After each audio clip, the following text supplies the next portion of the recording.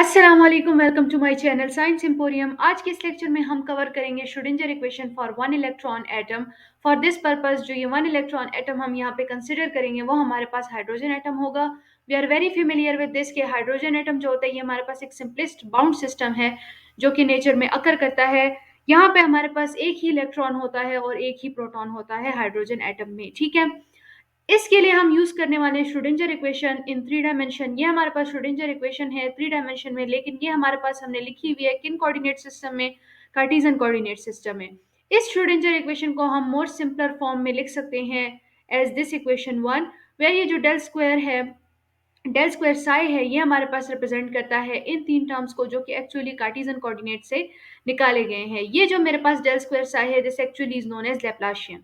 अब इस इक्वेशन में मेरे पास कुछ टर्म्स है जैसे कि म्यू है, ई है, वी है और साई है। ये टर्म्स क्या है इनको जानते हैं। सबसे पहली चीज तो आपने ये समझ लेनी है कि जो श्रोडिंगर इक्वेशन है वो बिल्कुल वैसे ही वर्क करती है जैसे कि हमारे पास न्यूटन इक्वेशन काम करती है। न्यूटन्स के जो इक्वेशन होते हैं उनके थ्रू भी हम जो है पार्टिकल के मोशन को स्टडी करते हैं। इसी तरह श्रोडिंगर वेव इक्वेशन के जरिए भी हम पार्टिकल की मोशन को स्टडी करते हैं, लेकिन इनकी जो रिजीम्स हैं वो डिफरेंट है। जब हम न्यूटन इक्वेशंस का यूज करते हुए पार्टिकल के मोशन को डिस्कस करते हैं तो तब हम जो है क्लासिकल मैकेनिक्स में उसको स्टडी करते हैं। जब हम श्रोडिंगर इक्वेशन की बात कर रहे होते हैं तो आपने डायरेक्ट समझ जाना है कि अब हम क्वांटम मैकेनिकल रिजीम में आ चुके हैं। अब ये म्यू क्या चीज़ है? म्यू एक्चुअली हमारे पास रिड्यूस्ड मास है। यहाँ पे हमने मास मास को जो है वो एम के बजाय म्यू इसलिए लिखा हुआ है क्योंकि यहाँ पे हमारे पास दो बॉडीज हैं, एक हमारे पास है न्यूक्लियस, दूसरा हमारे पास है इलेक्ट्रॉन। तो अब दो, एक का जो है स्मॉल मास है दैट इज इलेक्ट्रॉन का जो मास होता है वो लेस होता है compare to the mass of the nucleus. So हमारे पास दो डिफरेंट मासेस हैं, इसलिए हम यहाँ पे रिड्यूस्ड मास की टर्म इंट्रोड्यूस करवा देते हैं which is by equation shown as this equation number two. इसके अलावा डेल स्क्वायर साई का मैंने आप लोग को बता दिया कि हमारे पास लैप्लाशियन है जो कि हमारे पास कार्टेशियन कोऑर्डिनेट सिस्टम के अकॉर्डिंग गिवन है इन दिस फॉर्म, ठीक है। अब यहाँ पे हमारे पास जो ई था that was total energy, V जो है that is the potential energy and it is given as this in the form of equation three, where R is the distance between electron and the nucleus. इसके अलावा अब एक और point आपने यहाँ पे समझना है और वो ये है कि ये जो हम हाइड्रोजन एटम के लिए अब श्रोडिंगर इक्वेशन को फाइंड करेंगे तो ये हम जो है स्फेरिकल कोऑर्डिनेट्स में फाइंड करेंगे रादर देन कि हम कार्टेशियन कोऑर्डिनेट्स का यूज करें, ठीक है। स्फेरिकल कोऑर्डिनेट्स कौन सी होती है? आर थीटा फाई होता है। तो हमारा जो लैप्लाशियन होगा सिंपली हम उसको कार्टेशियन कोऑर्डिनेट्स से चेंज करके इन कोऑर्डिनेट्स में ले आएंगे, स्फेरिकल कोऑर्डिनेट्स में। और इसके पीछे सिर्फ और सिर्फ एक ही रीजन है और वो ये है कि हमारे पास हाइड्रोजन एटम जो होता है ये एक स्फेरिकली सिमेट्रिक सिस्टम होता है, इसलिए for the spherically symmetric system we use spherical coordinates and not Cartesian coordinates, सही है। तो अब हम क्या कर देंगे, अपने लैप्लाशियन को स्फेरिकल कोऑर्डिनेट्स की फॉर्म में ले आएंगे, यानी कि हम आर थीटा फाई की फॉर्म में इसको ले आएंगे तो हमारे पास वो इस इक्वेशन नंबर फोर की फॉर्म में आ जाएगा। This is our Laplacian in spherical coordinates. इस इक्वेशन फोर को हम प्लेस कर देते हैं इक्वेशन नंबर वन में, तो हमारे पास Schrodinger wave equation in the spherical polar coordinates आ जाएगी इस फॉर्म में which is equation number five now, ठीक है। अब हम क्या करेंगे, हम सेपरेशन ऑफ वेरिएबल्स को अप्लाई करेंगे और रेडियल और एंगुलर वेरिएबल्स को सेपरेट कर देंगे। For this purpose we'll substitute psi of r theta phi as r into r y theta into phi. This part is the angular part and this represents the radial part, ठीक है। अब हमारे पास देखिए Schrodinger equation में एक partial upon partial r की form में part है, एक हमारे पास पार्शियल अपॉन पार्शियल थीटा की फॉर्म में है और दूसरा हमारे पास partial square psi upon partial phi square की फॉर्म में हमारे पास डेरिवेटिव्स मौजूद हैं।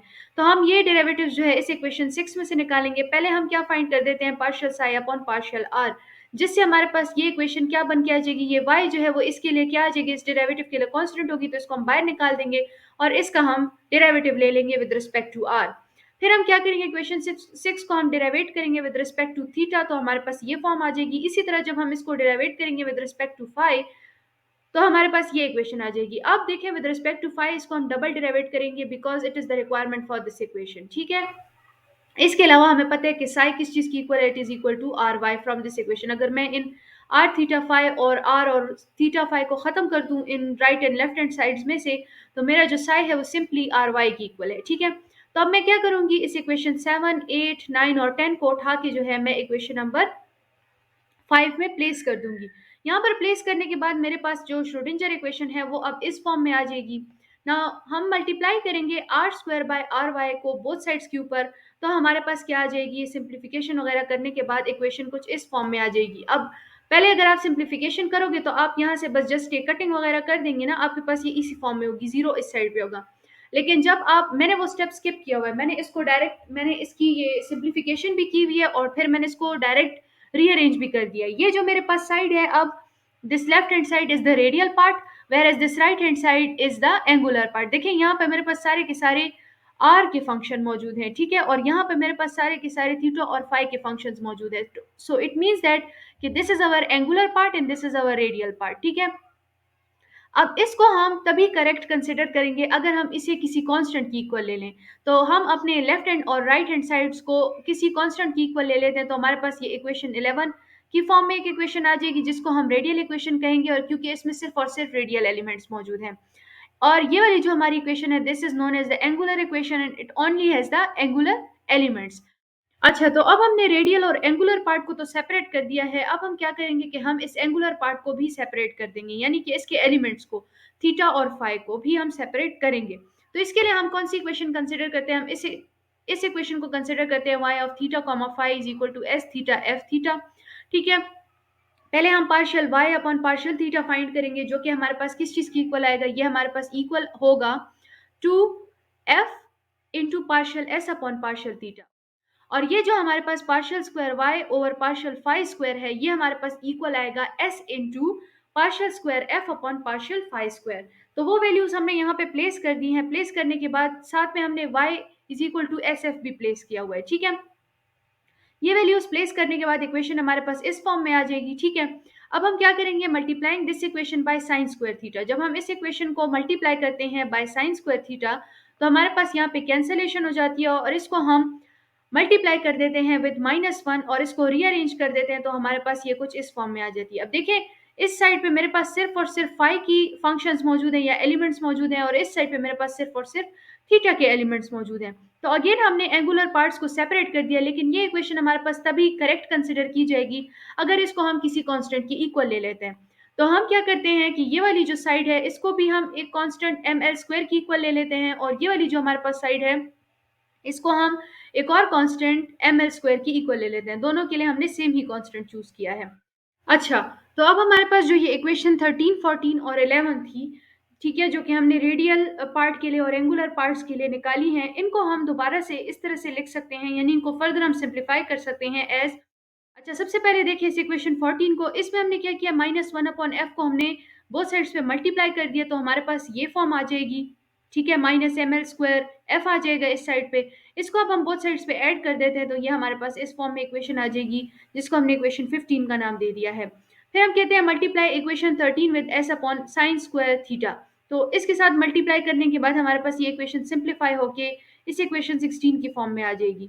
इसी तरह हम इक्वेशन 11 को r बाय आर स्क्वायर के साथ मल्टीप्लाई कर देते हैं। इसको आप फर्दर सिंप्लीफाई कर सकते हो, दैट वुड बी बेटर, लेकिन इस तरह से भी ठीक है। ये आपके पास इक्वेशन 17 आ गई है। Thus, we have broken Schrodinger equation of hydrogen atom into three ordinary differential equations, each having single variable phi theta r respectively. When we try to find out acceptable solutions of these equations, certain integral numbers identified as quantum numbers automatically comes in।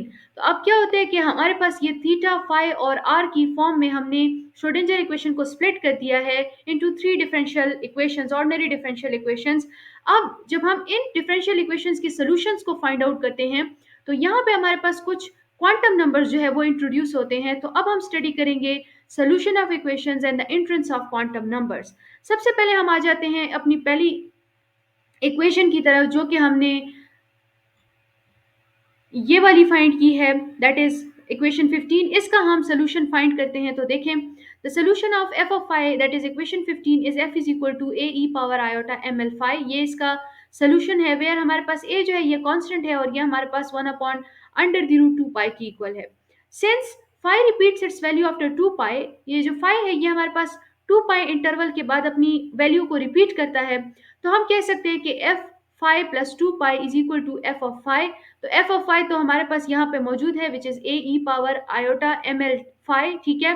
और जो हमारे पास ये वाला function होगा, ये अब हम कैसे लिखेंगे, ए ई की power iota M L into five plus 2 pi. अब यहाँ पे फाइव की जगह क्या आ जाएगा, 5 प्लस 2 पाई। तो इसको मैं स्प्लिट कर सकती हूँ, अगर मेरे पास बेस सेम है तो पावर ऐड हो जाती है, इसको हम रिवर्स कर देते हैं। अगर मेरे पास यहाँ पे पावर्स ऐड हो रही हैं तो इसको मैं जब सेपरेट करूँगी इन एक्सपोनेंशियल्स को, तो मैं क्या कर दूँगी, इनको मल्टीप्लाई करूँगी। तो अब देखिए यहाँ पे ये वाली एक टर्म जो है वो एग्ज़ैक्टली इसके जैसे ही आती है, तो ये दोनों कैंसल आउट हो जाएगी और हमारे पास ई पावर आयोटा ml 2 पाई किस चीज़ की इक्वल आ जाएगा, 1 के। अब आपने एमएमपी के कोर्स में ये चीज़ पढ़ी होगी कि according to de Moivre's theorem we can write E power iota M L two pi is cos into M L two pi plus iota sine M L two pi is equal to 1। तो ये वाली जो term है डिमोरिस theorem के according हम इस चीज़ के equal लिख सकते हैं। ठीक है, तो हमने वो कर दिया है। अब देखिए यहाँ पे इसको मैं दो पार्ट्स में सेपरेट कर सकती हूँ, रियल और इमेजनरी में। तो रियल पार्ट तो मेरे पास 1 की इक्वल आता है, लेकिन इमेजनरी पार्ट मेरे पास 0 की इक्वल आता है। ये हमारे पास तभी हैपन हो सकता है जब ml जो है वो हमारे पास 0 हो या फिर पॉजिटिव हो या फिर नेगेटिव इंटीजर हो। तो अब यहाँ से हमारे पास एक क्वांटम नंबर इंट्रोड्यूस हो चुका है और वो है हमारे पास मैग्नेटिक क्वांटम नंबर, और उसकी वैल्यूज भी हमने फाइंड आउट कर ली है, which is 0 plus minus 1 plus minus 2 plus minus 3 up to so on. तो जो हमारे पास ये इक्वेशन 15 है, इसका जब हम सोल्यूशन फाइंड करते हैं तो इससे हमारे पास मैग्नेटिक क्वांटम नंबर जो है वो इंट्रोड्यूस होता है। अब हम आते हैं इक्वेशन नंबर 16 के सोल्यूशन की तरफ। तो इसका सोल्यूशन काफ़ी डिफ़िकल्ट है, इसके ऊपर काफ़ी लेंथी वीडियो बनती है, तो इसीलिए ये हम नहीं करेंगे, ठीक है? और यूजुअली ये कोर्सेज़ में पढ़ाई भी नहीं जाते। तो हम क्या करेंगे, इसको ज़रा डायरेक्ट वे में देखेंगे, ठीक है? तो अब देखिए इक्वेशन नंबर 16 का हमारे पास सोल्यूशन क्या आता है, ये हमारे पास उसका सोल्यूशन आता है, वेयर हमारे पास जो ये वाली टर्म है this is actually a constant whereas this term is the legendary polynomial. अब ये सोल्यूशन हमारे पास तभी एक्सेप्टेबल होगा जब हमारे पास एल जो है वो greater than equal to absolute of M L हो। तो ये हमारे पास क्या है कि L जो है, इससे क्या मतलब है कि L की सिर्फ और सिर्फ पॉजिटिव वैल्यूज है और ये हमारे पास ML की वैल्यूज से ग्रेटर होंगी या इक्वल होंगी, यानी यही वैल्यूज होंगी इसकी, लेकिन पॉजिटिव होंगी सारी। 0 1 2 3 up to so on are the values for L। And यहाँ पे अब ये जो L है ये भी हमारे पास एक क्वांटम नंबर है जिसको हम ऑर्बिटल क्वांटम नंबर कहते हैं। तो इस तरह से इक्वेशन नंबर 16 से हमारे पास जो है एक नया क्वांटम नंबर आ गया था जो कि हमारे पास है L। अच्छा, तो अब इक्वेशन नंबर 17 का जो हमारे पास सॉल्यूशन आता है वो हमारे पास ये सॉल्यूशन आता है, वेयर हमारे पास जो ये वाली टर्म है this simply is a constant.